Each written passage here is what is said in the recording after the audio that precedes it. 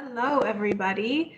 My name is Anna Campaverdi, and I am the director of the Joseph A. Unanue Latino Institute. The Institute provides scholarships, cultural programming, and professional development to students across campus. And since 2007, we have awarded $1.4 million in scholarships to undergraduate and graduate students. One of our students will be sharing our link in the chat box where you can learn more about the Institute. I am thrilled to welcome you to our annual Distinguished Speaker Series, which highlights the work of prominent Latino leaders across the nation. Today, we welcome Rea Ann Silva, CEO of BeautyBlender. Rea Ann transformed the beauty industry by creating the classic BeautyBlender, a reusable pink sponge that has won countless awards. The brand has expanded, and behind it is Rea Ann, a professional makeup artist who has built her company on creativity, authenticity, inclusivity, and simplicity. I want to extend my deepest gratitudes to all the departments and student organizations that have collaborated with us on this event. Our programming is not possible without our on-campus partners and without the Latino Institute student team, who is also on this call tonight. And now I'd like to invite Dr. Katia Passerini, University Provost, to say a few words. Thank you very much. And thank you, Anna, for the introduction. And welcome tonight to our incredible speaker, Rea Ann Silva. I consider this an honor to be able to introduce such a prominent businesswoman to this engaging discussion. I know a little bit of what will go on tonight, and now while the students prepare to ask questions, but I also had an opportunity. Sorry, can you hear me? I hear a little echo. I can hear you, Dr. Passerini. Yes, okay, great. I had an opportunity to see some of the students that will speak tonight and ask questions in action at an event that recently the Center for Entrepreneurial Studies, I think the new name is Innovation and Entrepreneurship, recently had an entrepreneurship competition that was of an outstanding quality and remarkable student success. I also know that students from the Stillman School of Business, Women in Business Student Organization are here. And I am delighted for all of this work that it's not only about entrepreneurship, but it's also about diversity, equity, and inclusion, because women entrepreneurs are in high demand. And if you look also at the statistics about venture funding and capital funding of entrepreneurial enterprises, it's very difficult for women to get to that stage of growth of their businesses because of some biases that exist in the industry when you are attracting venture capital. So tonight we have the live example of someone who did it and who did it in an exemplary way. I was fascinated by a quote that was shared with me, which I'll like to read from Rea Ann Silva. It says, "I live and breathe beauty, but when I look at my life, it's more than just the industry and my business. My life as a human being is the much bigger picture. I think I'm successful at BeautyBlender because I have a passion for it, but I have a passion for a lot of other things too." And I wanted to expand this beautiful phrase that it takes a lot of passion, but I think you've been very modest, Rea Ann, because to be successful in this industry, it takes a lot of good skills, practice, resilience, innovation. You invented a product that is easy to copy, and yet you took it to the next level. And as a user of it, and having benefited from it, I know what you must have had to go through to build this business to what it is today. So I think it's an honor to be able to learn from your life experiences and to inspire so many generation of young entrepreneurs that can take really your story and take you as their role model for the future. Opportunity, and I look forward to the discussion.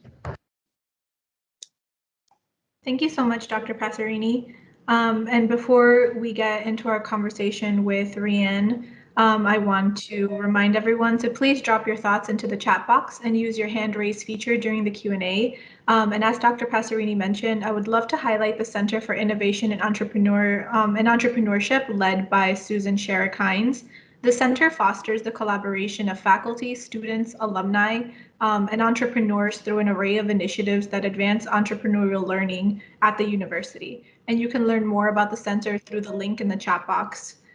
So to get us started with the incredible Rea Ann, we welcome two fantastic students, Belen Gamara and Christian Patlan, who are both entrepreneurs themselves, building their ventures while completing their college studies.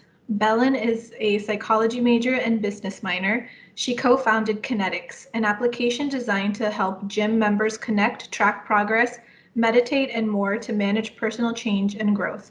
Lewis is a graduate MBA and MA in International Relations candidate with a specialization in Latin American, Caribbean relations and business management. He founded Kevin Alexander, a company that designs male cosmetic tools with the goal of normalizing the use of cosmetics among men. So together, Belen and Christian will lead today's event with Rea Ann Silva, and it is absolutely my pleasure to turn it over to them. Thank you, Anna, for that really warm introduction.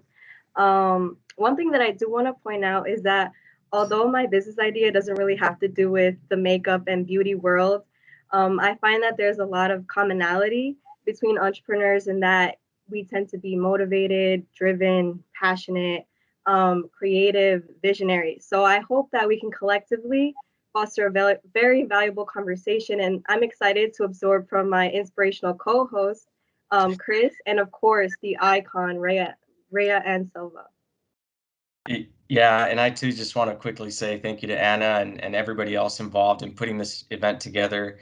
It's not easy to bring together so many wonderful individuals and leaders such as Rea Ann to an event like this. So I'm deeply grateful for this opportunity to co-moderate with Belen this evening and to hopefully present to you guys, you know, something that will inspire you tonight. And I firmly am a believer that the story that we will hear tonight about, you know, Rea Ann's just story in general about how she came to the success that she's attained today is going to be inspirational, not only to us as students, but everybody else on this call. So again, thank you for the wonderful introduction, and let's go. All right, so let's get started.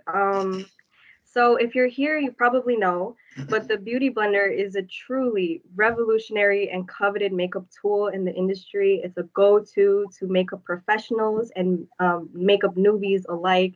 It's won multiple awards, and millions of these sponges have been sold across the world.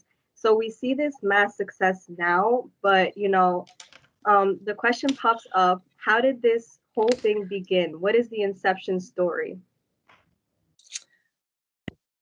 Is it my turn?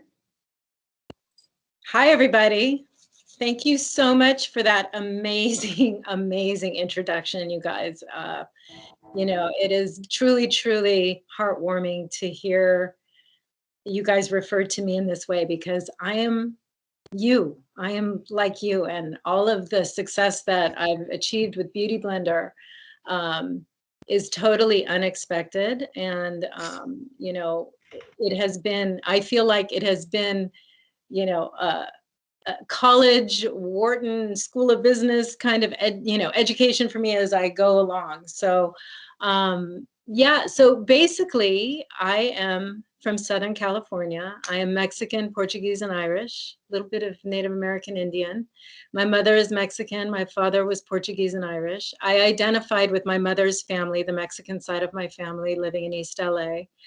And I started BeautyBlender as a makeup artist. I went to FIDM in Los Angeles for fashion design.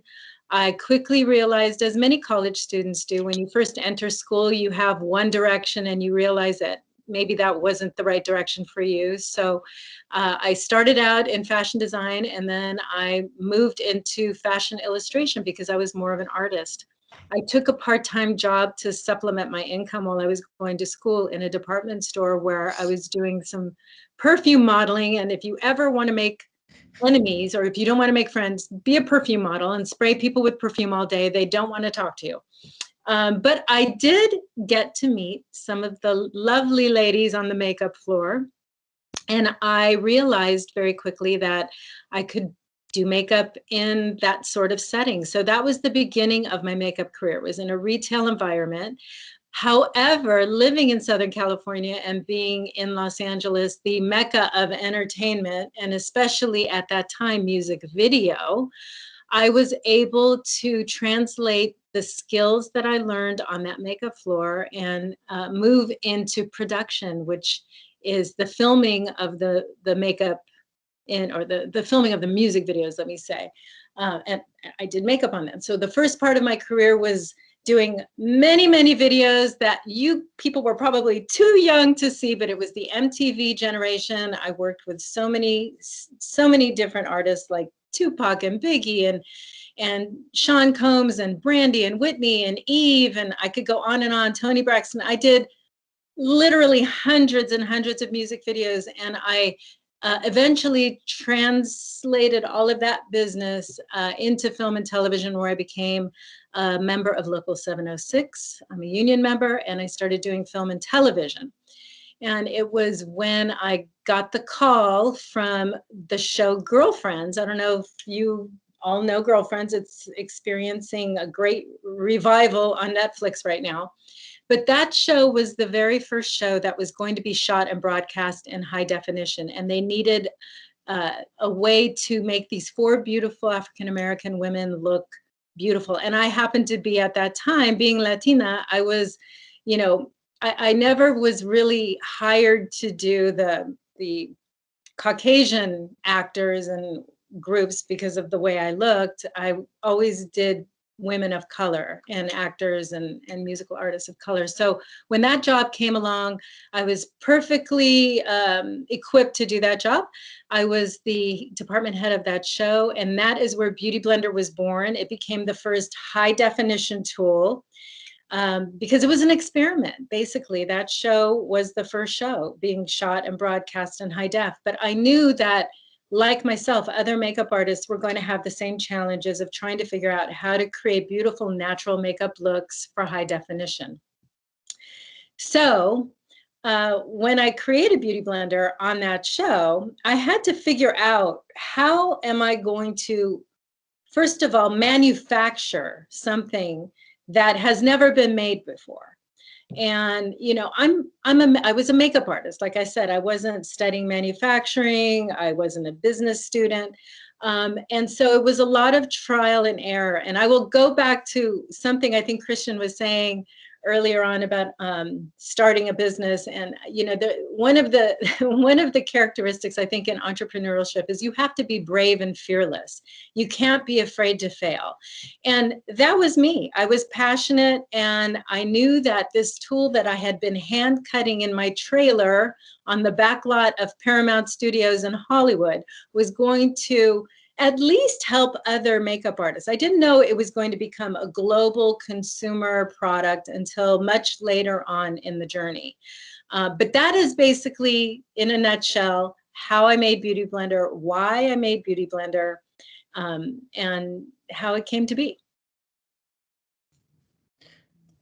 Awesome. Thank you, Rea Ann. I mean, I think you shared a lot of just really wonderful and important, you know, key processes of what it takes to become not only an entrepreneur, but also a leader, and also believing in yourself. You mentioned, you know, having that bravery, being fearless, and having the passion to pursue, you know, something that hasn't been done before.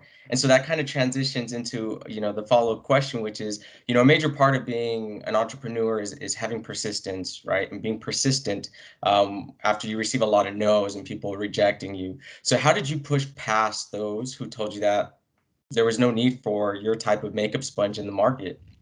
Right. So that is such a great point for an entrepreneur to understand. I tell my team today, I don't live in the land of no. I live in the land of we can do it.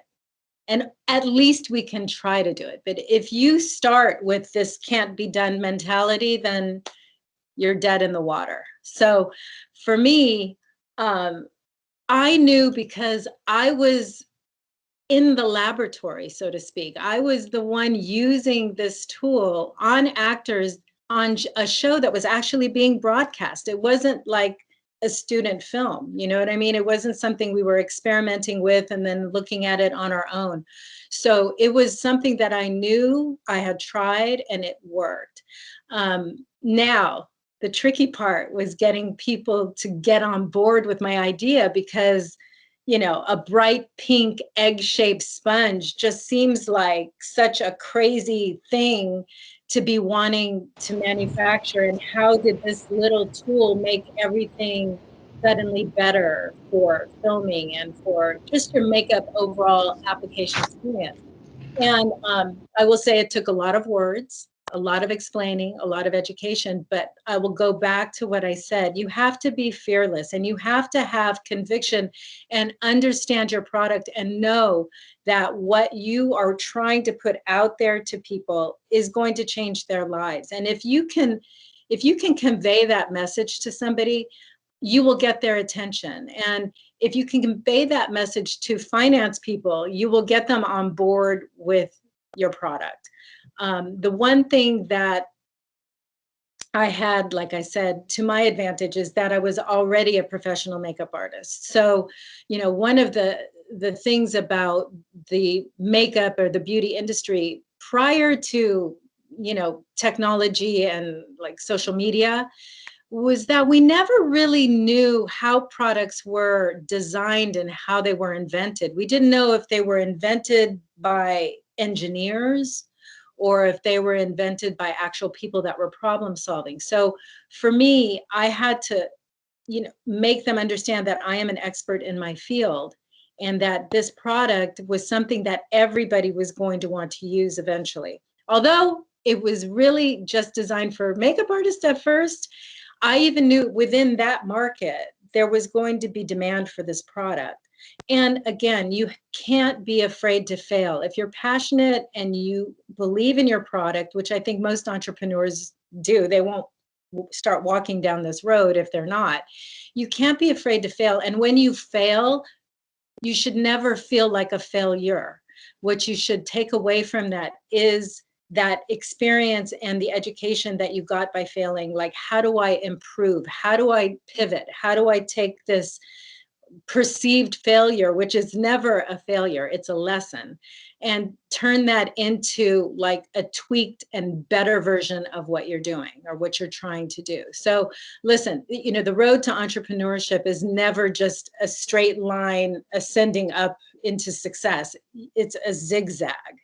And you're going to have highs and you're going to have lows, and like, don't fear those lows. Take those lows and learn from them, because that's how you make your foundation stronger.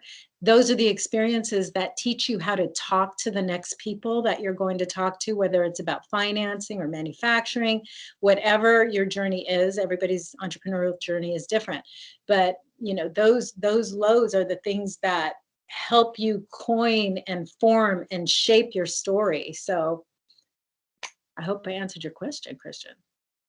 You did.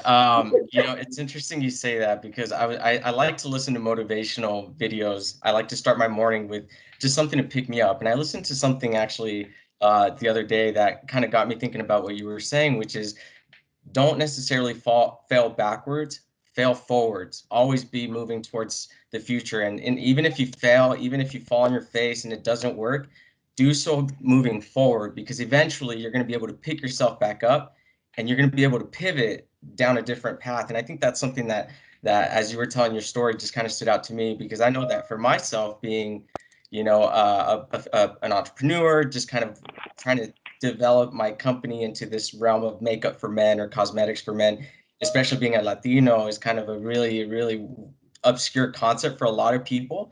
And so definitely, you know, I'm hitting some roadblocks, but I'm seeing the power that can come from it.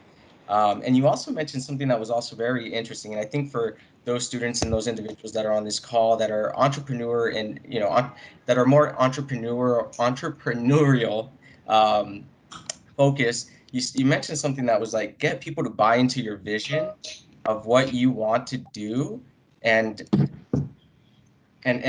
believe that what you have to offer can change their lives. And I think that is such a very important point, is that all too often I think we come across these barriers that kind of push us away from really pursuing these really interesting ideas and projects and businesses, but we often, you know, fail to what's the word I'm looking for, encourage others to invest in our vision. And so that leads into this question that I have, which is, who invested in your vision, either by mentoring you or believing in you or contributing financially, and how vital is this for, you know, for aspiring entrepreneurs?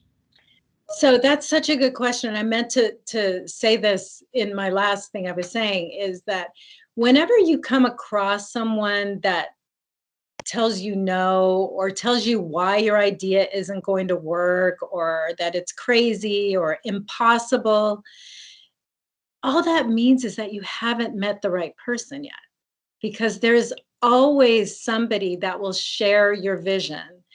It's just a mindset. It's a person that is aligned in their human experience with where you're going. So in my case, and maybe in your case, Christian, it's somebody that understands the importance of grooming and the importance of how that translates to self-confidence, and how that self-confidence can give you, you know, a different posture and a different, you know, feeling about your life overall. Because I think the most successful products that anybody brings to the market are products that make us feel good about ourselves, that transform us in some way. So if you come across people that are not aligned with your vision, it just means you haven't met the right person yet. You just keep talking. You just keep meeting new people. I'm sorry, and what was the question? I just wanted to bring that up because I think that's so important, because, you know, like I said, the journey of an entrepreneur isn't always pleasant. There's a lot of discouragement. There's a lot of people that think very linearly. There's a lot of people that have a lot of experience in a lot of different things, and they think they know everything about everything. When you come to them, you need something from them. So it's like they're really in a position to say, nope, I don't think that's going to work. In my mind, the way I see things, they're just not the right person. Because you'll find somebody that goes, like the lady I found that said, oh my God, this is literally the palm slap to our forehead. Why didn't we think of this? Because you're not me.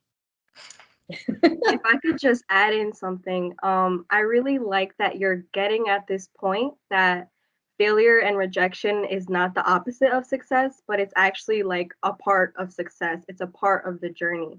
And I think our society, we tend to kind of praise people who have already made it per se, who are, you know, these very successful people, and we don't see the years of sacrifice, obstacles, struggles that it took for them to get there. So I really like hearing it from you that, you know, it's just a part of the journey. Yeah, life is like social media, right? You only see the best life. You don't see all the underbelly, right? Trust me, I have made a lot of mistakes, and there's a lot of underbelly in the Beauty Blender world. But it's brought me where I'm at. It's brought me to this place of being able to talk to all of you. This is such an honor to be able to talk to anybody that I can share my story with. True. Did you want me to reiterate the question? Yes, please. Okay. Yes. No worries. I just wanted to make sure that if somebody was waiting to hear your thoughts on this question, that they heard it. So the question is, who invested in your vision, either by mentoring you, believing in you, or contributing financially? And how vital is this for aspiring entrepreneurs? Okay. So yes. So the woman that said, this is the palm slap to my forehead, is a woman named Catherine Bailey. And I'm sitting right now in my headquarters in Bethlehem, Pennsylvania. And this is where Catherine Bailey lives. And she was the woman that I called. Okay, I used to go on tour with my clients. I would travel the world with musical artists and actors doing press. And I knew I had this idea. I knew I wanted to make Beauty Blender. I just didn't know how to manufacture it. So what I would do is I would go to stores and buy packages of beauty sponges, and I would look on the back of those packages, and I would see, where is it made, where is it manufactured, or who distributes them, and I would make a list of all of these companies. And by the way, I found out it was a very short list. But this one name kept coming up. It was a company called Victoria Vogue that was based in Bethlehem, Pennsylvania. And this was before Google. I picked up my phone, dialed 411, information, got the phone number for Victoria Vogue. I got someone on the line there and I said, I need to talk to somebody in sales or product development. I knew that word, like it was a fancy word. Product development, because I have an idea. And they connected me to this woman who became my mentor. Her name, again, was Catherine Bailey.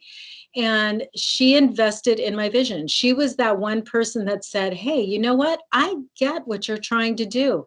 We are a company that manufactures implements for beauty. We create puffs, we create sponges, all of the sponges and Estee Lauder products that you see in compacts, all of the puffs you see that makeup companies use, we pretty much manufacture all of them. And I've never seen a product like this. And I was like, well, because you're not in the trenches like I am. I'm actually working. I'm out there trying to problem solve. And she invested in my business. She didn't invest money, but she gave me her wisdom and she gave me her time. And eventually she came to work for me. And so that was a very pivotal time for me to be able to go from being a very startup business to learning how to actually manufacture and plan and distribute a product, even in the smallest way, like I did with BeautyBlender in the beginning. I have no financial partners. She also was savvy enough to help me reinvest in the business. So what that meant was I didn't take a paycheck for many years because I kept reinvesting in my business. Now, some people will say that's not the greatest way to do it. Some people that go to business school say you always pay yourself from the beginning, but that was not my journey. That was not my experience. Interesting. You know, I actually had this question while you were talking. So you were a celebrity makeup artist, like in the beauty world, but you didn't have from a particular business background, but you still built this extremely successful business out of this problem that you solved. So I myself, I'm a psychology major, and I'm sure there are students tonight who perhaps they have an idea or they have, you know, they feel like there's an opportunity somewhere, but they aren't business majors. They don't have that business acumen. So how did not having a business background affect your journey, or what would you say to somebody like that? I would say don't let that be like something you spend a lot of time worrying about. I would say to that there's never a better time than the present to start educating yourself about that. Catherine Bailey was the one that helped me understand that. And I watched her. And I, you know, again, like I said, I started this business before there was social media. You guys have the benefit of having everything at your fingertips. I mean, literally, you can go to YouTube for anything now, right? I mean, literally anything. So I would not ever let, you know, something like not understanding business or not understanding a P&L or what that is, deter you from thinking you can be successful, because there is always somebody there that can teach you or help you. Something I learned very early on in my makeup career, you know, I went from music videos to my very first film I department headed was the very first original Friday movie. And then I went on to Set It Off. And I went on to do all these amazing movies afterwards. And I didn't know how to run a department, but the one thing that I did know how to do, and one of the things that I tell people now is I am very clear about what I know, and I'm more clear about what I don't know. And the things that I don't know, I find people that are experts in those areas. And I find, you know, you go through the process of meeting the people that live in the land of no, or you meet people, you continue to meet people till you get to the right person that says, I'm going to help you. I'm going to share my knowledge with you because I believe in this project. And through those experiences, I learned what I needed to learn to department head a movie. Through those experiences, I learned what I needed to know to run a business. And I'm still learning. Listen, You know, BeautyBlender, you know, everybody thinks BeautyBlender is this humongous, huge business. And, you know, we've been very blessed, very successful. We've been able to, you know, share BeautyBlender with the globe. But, you know, I am constantly learning. Every day, I still learn about business, manufacturing, planning, forecasting, you know, distribution. There is never a day that I don't learn something. Interesting. That kind of segues to our next question, which is, you know, if you think about your leadership philosophy and style at the beginning of your entrepreneurship journey and who you are today, how did you change? I know you said you're constantly learning, but can you speak more on that? Yeah, I don't think my leadership style has changed too much, because the way I try to lead, you know, I guess I've had enough experience in my life through entertainment, working with a lot of egos. So I think that my leadership style has remained the same. I try to never be a know-it-all. I have an amazing team of people that I have relationships with. I try to actually learn about the people that work with me. And by learning about their personal lives, learning about the things that are their stressors or the things that make them feel successful, you know, it allows me to, and, you know, I think being in psychology, you guys understand this too. I mean, it's a way for me to communicate with them more clearly and more honestly. And that helps me understand the stresses and the pressure points in my business. And that's never changed. That was the way I was when I was department heading a show. It's the same style that I have now when I'm running my business. I feel like, you know, the days of someone being at the helm and really just, you know, telling people what to do and all that kind of stuff. I mean, I guess it works for them, but I feel like the saying is true. You know, you attract more bees with honey. So I don't know. Maybe that's wrong. Maybe I shouldn't be that way, but that's how I am. Well, I don't know if there's necessarily a right or a wrong way. I think we all just kind of learn what works for us, and we kind of just, you know, grow from there. And it's interesting that you said, you know, you spoke to the fact that you had to learn to work with a lot of different types of egos and a lot of different types of people, and backgrounds, and how in many ways you've kind of had to humble yourself to kind of, you know, absorb what you can from those who you work with, those who, you know, who support you, and so forth. And that kind of goes into the question, which is, you know, as you attempted to grow BeautyBlender, were you ever told you didn't belong? How did those experiences fuel you? How was your identity as a Latina shape the business decisions you make, and you know, and the info and the about the products that you create?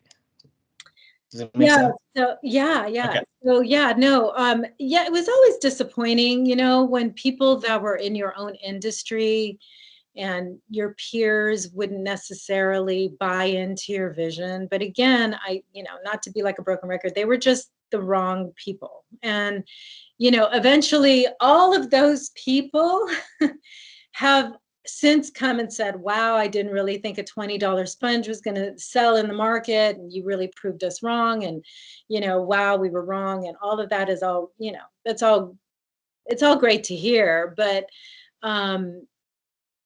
they definitely are out there and they exist, and you deal with it.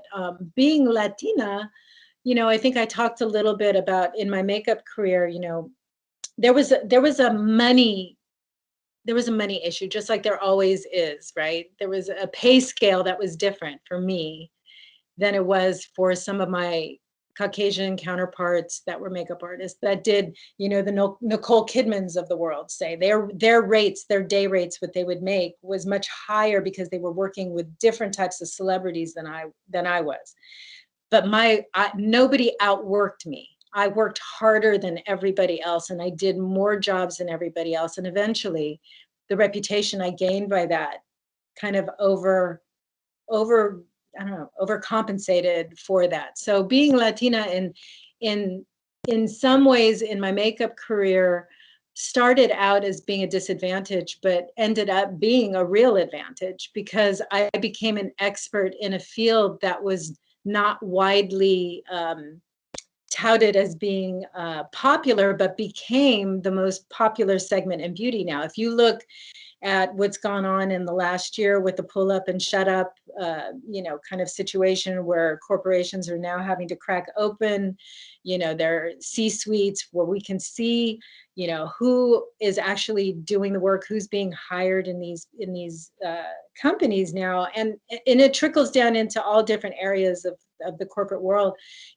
People like me, like you, we are in demand now, and we're prepared because we've worked hard, and it's a beautiful thing. Yes, I think that is very true. I mean, again, speaking for what I hope to do with my company, I hope to tap into kind of the male cosmetic side of things. And like you're saying, there's a lot of difficulties and barriers that have to be overcome in regards to makeup in general, and especially as you make it more nuanced, like in my case where it's specific to guys and the type of skin that a guy would have. It requires more research, and it requires standing out from what's currently out there, being different. You mentioned in one of your interviews that you said, my career has been centered around women of color, and I became known in Hollywood and really around the world as one of the first makeup artists that really understood ethnic skins, learned how to really match those skins, be creative in ways to create the colors that just didn't exist. And so that kind of is a really powerful statement in the sense that in order to kind of really tap into, the diversity and including those that have typically been excluded by the makeup industry, you've had to do things differently. Like you couldn't do exactly what everybody else was doing, because otherwise you would just be like everybody else, and you'd kind of be drowned out by those types of companies and those types of individuals. So the question that I have for you is, as a professional makeup artist, you've been working in the space for over 20 years. How have you seen diversity and inclusion evolve in the beauty space, and what are some areas that you think might need some work? Right. So, oh my God, I mean, seismic change. Everything has changed. When I was doing makeup 20 years ago, and literally I'm a makeup artist with now almost 30 years of experience. And I want to correct you and just say I wasn't one of the first, but I was one of the few experts in complexion of women of color as makeup artists. The changes that I'm seeing finally happen, Christian, are the fact that companies are now recognizing the needs of everybody. Before, when I would go and try to prep for a show and buy products that I was going to need for shoots, I would go to cosmetic companies and there would be maybe a shade range of foundation and concealers and powders, maybe like 7 or 8 colors. And the way that those companies really decided on those shade ranges were productivity. So, if the colors, whatever the most popular colors were, they would make. But the problem is, how do you know what colors could be productive if you're not creating a shade range that's inclusive? I mean, they pretty much just counted out all people of color at the end of the spectrum of the color ranges. Everything would stop at about, a little tan color. So what I've seen, and, Rihanna and Fenty was not the first to have a fully inclusive line of foundations, but she was the first and the right person to do it. She was, the person that was at the top of pop culture. She was at an age range for people that had disposable incomes. And she was also tapping into the ideals of beauty being odd. And it's okay to be odd because we all come in different shapes and sizes and genders, and there was a very, very kind of narrow view of beauty prior to that. So I mean, Fenty has been amazing for bringing inclusivity front and center, but there was MAC, there was Makeup Forever. There were other brands, Estee Lauder even had shade ranges, but they weren't talking about them.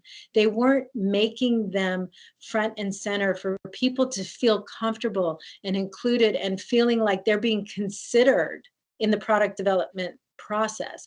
And I think that is one of the biggest changes that has gone on that I'm so happy about. And I don't see that trend. I don't see it as a trend. It's not going to end, which is so great for everybody, men included. Awesome. I love how you like celebrate women of color, and you know, your whole career is a testament to that, you know, being diverse and inclusive. Transitioning on to the next question, what diversity and inclusion priorities does BeautyBlender have, and how have they changed since the company was first founded?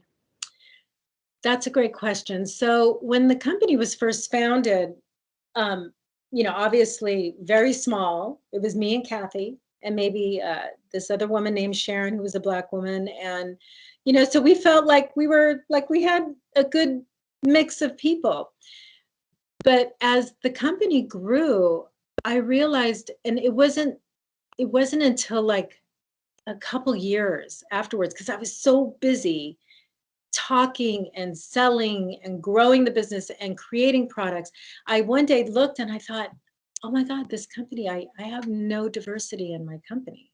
So I made it a pledge in my company a couple years ago to be able to bring in people of color. So what I do now is, however I recruit, whether it's, you know, through LinkedIn or an actual recruiter or Indeed or any of these, you know, recruiting tools that we all can use now, I make sure that, like, for every Caucasian person, I hate to say it, but it's like for every Caucasian person I look at that's qualified, I require 2 or 3, whether they're Latino, Asian, or Black.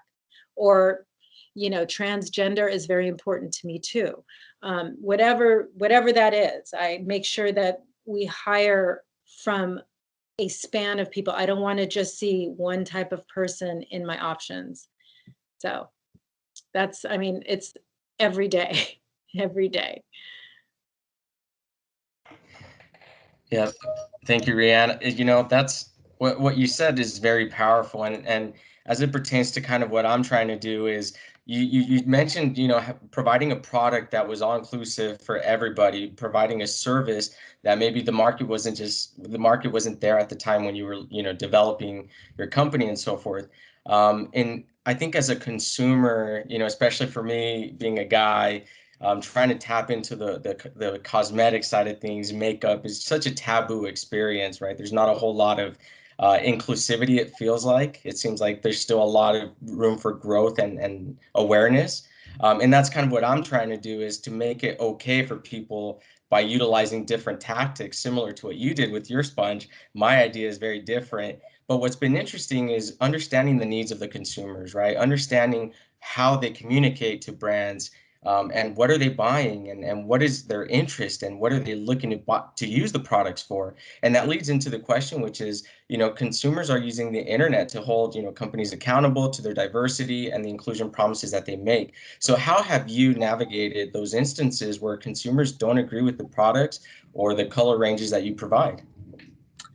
Well, I mean, I have a very specific incident that happened to me. So BeautyBlender, you know, I spent years growing the sponge category. We created this category of BeautyBlender type sponges, and now there's a whole bunch of different copycat products that exist, and that's fine. You cannot live in a category by yourself, so just know that. But once I like could finally like breathe, and like I had time to kind of dream about what my next goal would be, I knew that I wanted to enter the color market, and I wanted to create makeup, because I just couldn't imagine leaving this earth and knowing everything I know and being an expert in the way that I was, and BeautyBlender being such a global product. I couldn't imagine not creating makeup. So I set out to create the ultimate foundation. And I took all my years of experience and all of the challenges that I had had throughout my career and put it all into this product. And I wrapped it into this beautiful, innovative bottle that I was able to win packaging awards with. I mean, it was just like amazing. And this was going to be the biggest launch of my company. It was going to be amazing. It was going to take us to a different stratosphere. I'm now going to be considered and, you know, alongside all of the, you know, the NARSs and the Fenties, and I'm going to enter this category. And what I realized was, and this is where your failures come in and teach you things, right? I had the most amazing launch, best in class to this day, Sephora says. But what happened was some influencers got a hold of my color range and shot a picture of it. And it looked like a crazy color range because of the, I don't know, the way it was shot, whatever. That doesn't even matter. They started telling me that I was racist. They started calling me racist and calling to cancel culture and stop buying BeautyBlender because my shade range wasn't inclusive. I only had 32 shades and I should have had 40 like Fenty, like, you know, people defend Rihanna. Like if you don't do 40 shades now, like, you know, you're up for scrutiny. So I learned from that I had not spent enough time talking about my career prior to launching my makeup. I learned that, you know, for every product that you're going to put out in the market, you have to really think long and hard about not just how you're going to win in that market, but who are going to be your biggest critics and how are you going to, especially now with social media, how are you going to respond to them? And boy, I learned an amazing lesson. So the story isn't sad. I mean, the product ended up being successful. I sold out of 22 shades in the first week. You know, it kind of went back to the old entertainment slogan where they say good press, bad press accomplishes the same thing. So all of the loud noise that I got from the people trying to criticize the product actually just helped the product get more awareness.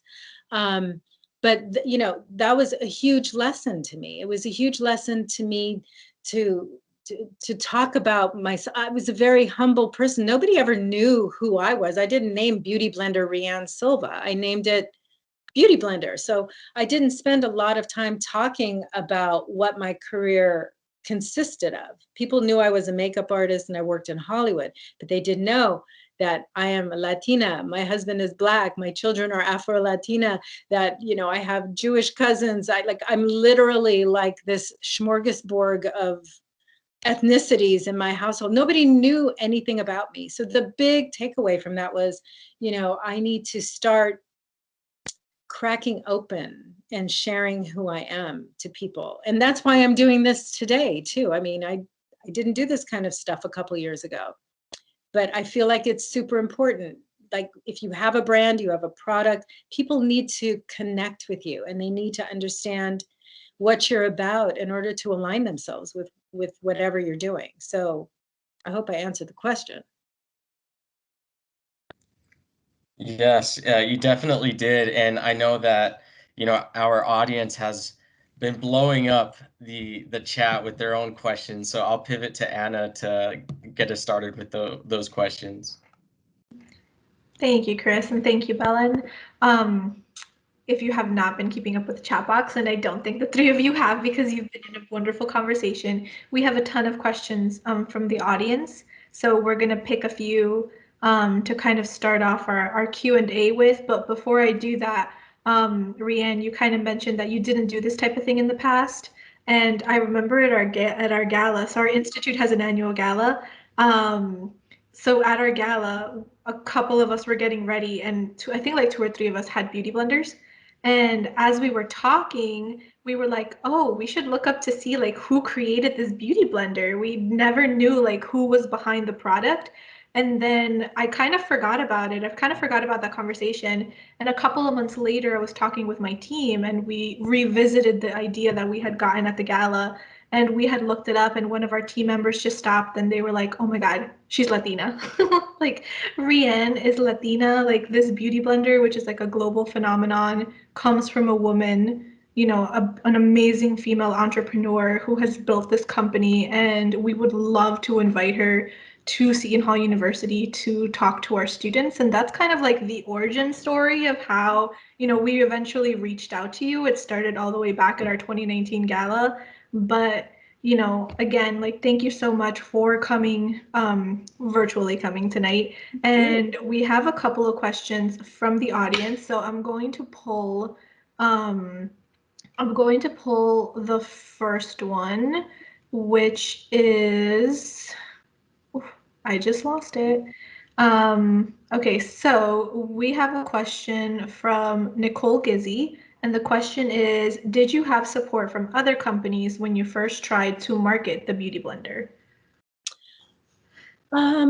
Support from other companies. I'm not sure what you mean by that, but I will say that not really, because in my experience, creating something that never existed before, so I think I told you before, Beauty Blender created a category.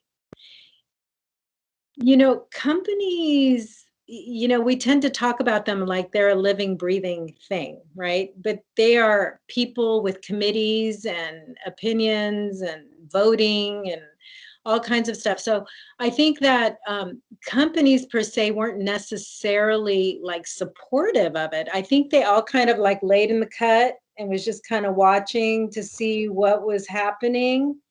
And if Beauty Blender was going to be a trend or if it was going to be an actual serious tool. I mean, it's a pink egg, for God's sake, you know? So they're like wondering what's going to happen with it. But I will say that as soon as I entered the Sephora universe, you know, that's kind of like the stamp of approval. I had other brands that wanted to collaborate with me.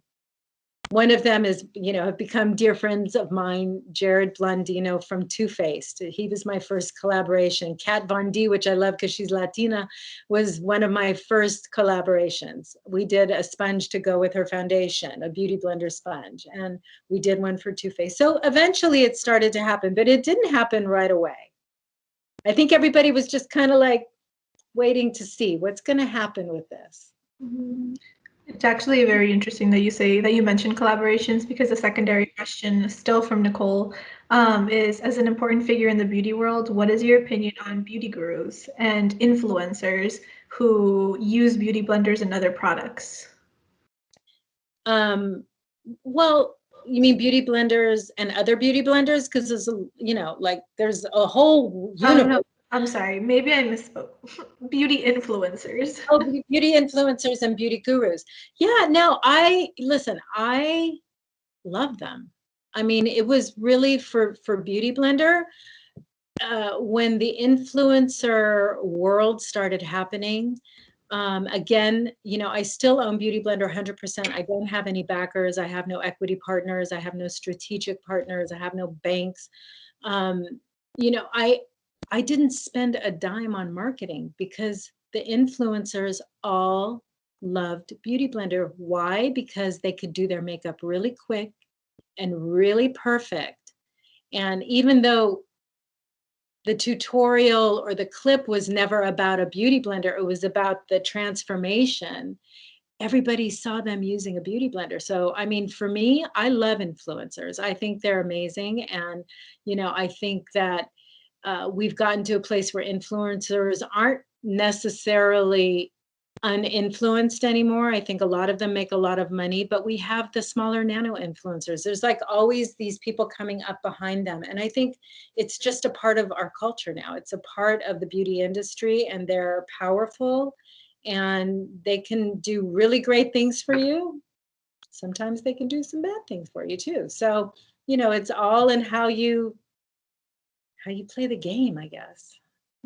You mentioned not spending any money on marketing and really tapping into the beauty influencers. And one of our questions from Alexandra says, Coming from a marketing perspective, what has been the most difficult part of marketing the Beauty Blender when you first created it?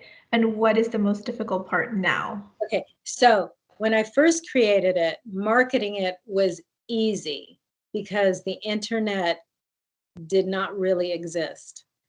The way you distributed your product was through brick and mortar. You would, you know, sell your product in a store. But now, the way that it's changed now is that people don't really get that free marketing anymore. There's paid marketing on the internet now. You pay for your exposure on social media. And, that has been the most difficult to come to terms with from coming from someone who didn't ever have to pay for it. Now I have to, I do have to do some paid marketing where I never had to before. It's not, because Beauty Blender is so loved and established, I don't have to do it like, a startup may have to. But we definitely supplement now. That's been a change. I'm sure that's been a difficult, not difficult change, but just like an interesting change to go through, especially going from a time where social media wasn't necessarily like super popular to all of a sudden just it is the driving force of a lot of things. And I know that a lot of our students follow different influencers and get recommendations from YouTubers and from Instagram beauty gurus. And I'm sure that, effect on the business has been a very interesting navigation. But we have another question from Noelle, and Noelle asks, everyone has a different view of success. What is your definition, and when did you think you reached it? That's a really good question. And I like that question because I think, success means different things at different stages of your journey, right? So for me in the beginning, success was just being able to sell my product and get people to understand what it is. Then success was growing that sales distribution. Then success ended up being balance in your life because you can let your business take over your life. You can, and it will. And listen, I love what I do. I live and breathe Beauty Blender. I love coming into my office. I can't imagine a day like that I would never be able to pick up the phone and have meetings and talk about our plans and all of those sort of things. But I think to me now, success means balance. Like I need to stay healthy because your business will tear you down. It will take your brain cells.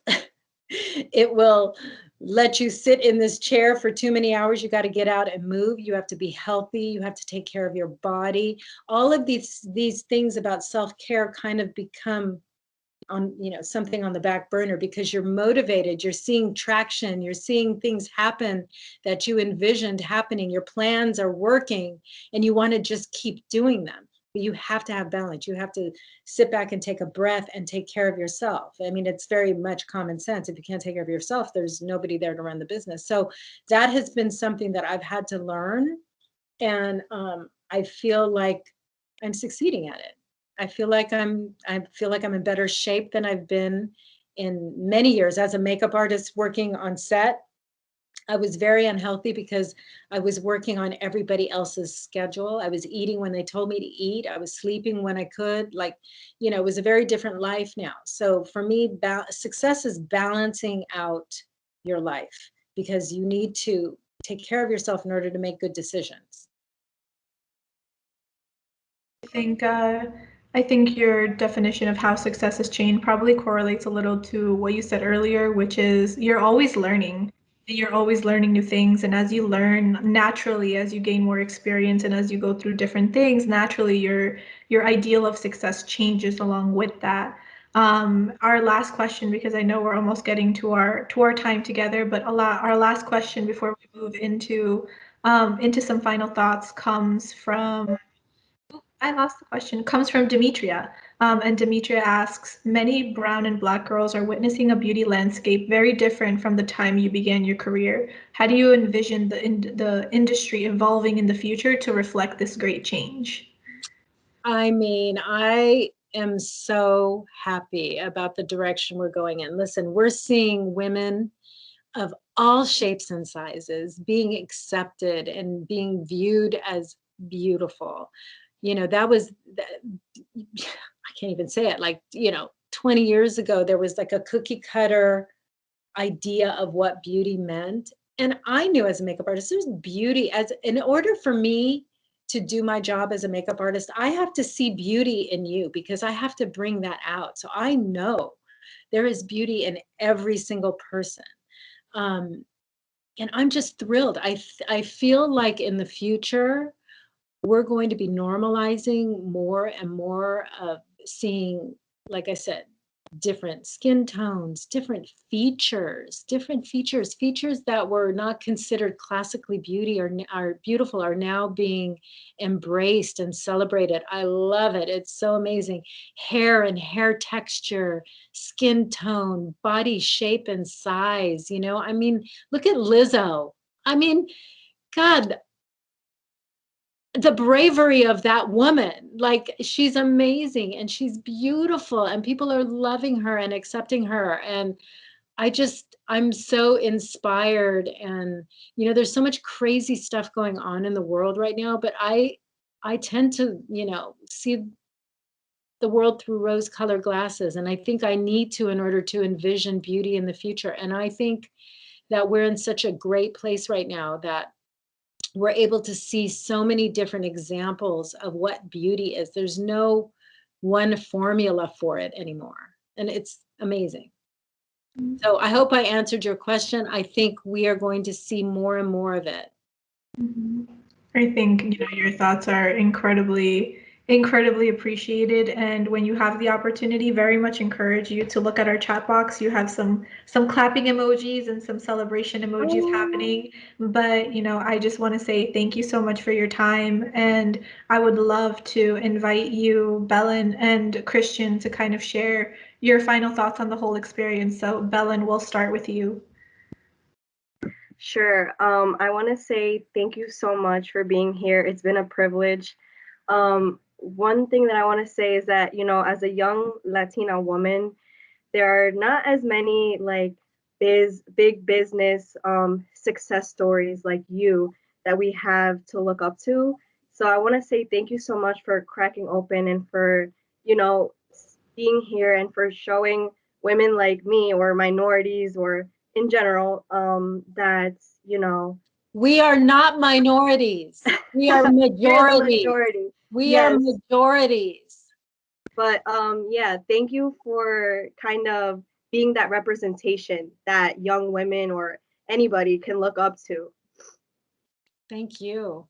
Thank you, Belen. And thank you for stepping up and co-moderating this conversation. When we talked about having student moderators, we were looking for two individuals who would, exemplify all the traits that, you, Rea Ann, exemplify, and Belen and Christian certainly do. But Christian, I will turn it over to you next. Awesome. Thank you, Anna. And again, thank you everybody for attending tonight's presentation. A lot of time and efforts went into creating this experience. So hopefully you all are able to walk away with something inspirational to encourage you to pursue those entrepreneurial ideas that you have kind of just festering in your minds. Because I will tell you from my firsthand experience, I grew up as an undocumented immigrant to be able to finally go to college and then go on to get a master's degree. And then as part of the process, not only was I able to do these things, I realized that I have a passion for helping men feel more confident about themselves. And I've realized that the power that can be had when you feel just better about yourself elevates everything about you. And not only does it transcend to you and to others, but it also transcends your thoughts and it elevates you to a different platform that you didn't know you were capable of being on. So for me, I didn't think makeup would be something that I'd be passionate about, but it's something that I see the value for a lot of guys.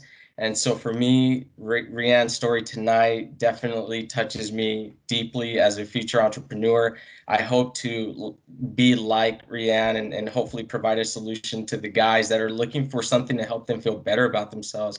And if it weren't for opportunities through what we have, like through Seton Hall University and the Center for Entrepreneurial Studies that puts these types of events together, like I think we would be missing out on a lot of great potential opportunities and ideas. And again, I just want to encourage everybody to keep thinking about how you can make your world and your communities better. And hopefully, again, something tonight sparked a fuse in you, or lit something that kind of will encourage you to pursue your dreams. And that's all I had to say tonight. And again, Rea Ann, thank you so much for saving time out of your busy schedule to meet with us and to share with us what helped you to be as amazing as you are today. So thank you. I know. And can I just say one last thing to everybody? Please. I just, for all of you young people, I just want you to realize and recognize that we live in a beautiful world. And, the last couple of years has been really crazy. The last year has been nuts for everybody. I mean, and sometimes we lose sight of the beauty in the world because of the news and everything that is going on. And, those are real issues that we all see. But I just want everybody to recognize that the world is beautiful and the world is your oyster, and you can go out there. This is the time for people of color to really step up and show what you got, because the world is a beautiful place and the world wants us now. Even though it's crazy in what we see, it's your time. I think that those are amazing closing words. And again, thank you so much for giving us your time. It has been an absolute pleasure to learn from you, and to hear from you and to meet you. Where a lot of our students are huge fans of your products and of everything that you've created. And I know at the beginning of this conversation, you had hoped that you dropped a little bit of gem and a little bit of nuggets, but if you look at the chat box, you have dropped so much.